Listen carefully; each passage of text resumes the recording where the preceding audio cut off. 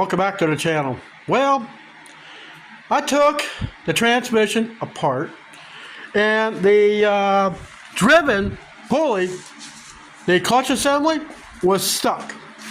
So I took it apart, cleaned it, lubricated it, changed the spring setting. Before it was in the middle, as you see in the pictures, and that was like mid-max torque. So I wanted to keep the same speed, lower the torque just a little bit. Now, I still run the 108 octane booster in there.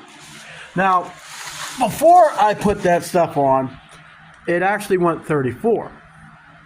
Okay, that's a little backwards from what it should be.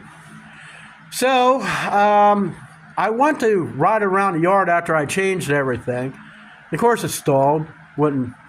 And here, the gas line had come loose. That gas line they give you at this is crap.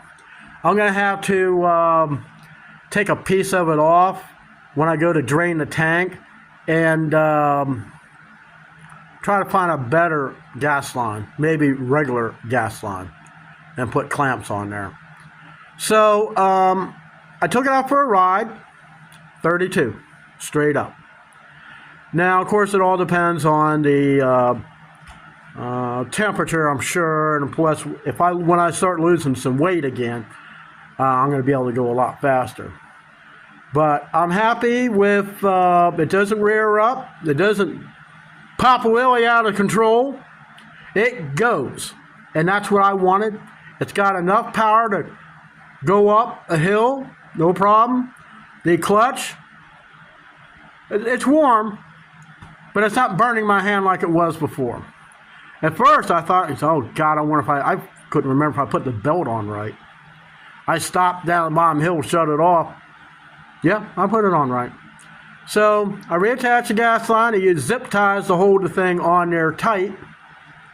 And tell you what, she's a ripper. Now, when I take this thing out Turkey Bay, which is an off-road park, after that, depending on whether I like it or not, I may sell the thing and get me a four-wheeler. But that's not going to happen this year. But in the meantime, I can still ride it around up and down the road, piss off my neighbors. Even though there's kids run a go-kart and everything else up and down the road, not a care in the world. I go up part way, I go straight down the hill as fast as I can. I'm having a blast while I still can in this lifetime. It would be nice to get a bigger sprocket, but I think where it's at with a 10 tooth to, I think it's a 50 tooth on the rear end, with the torque converter, it puts it in its sweet spot. So I'll see you next time here at Lynn's Homestead, where I really do it all.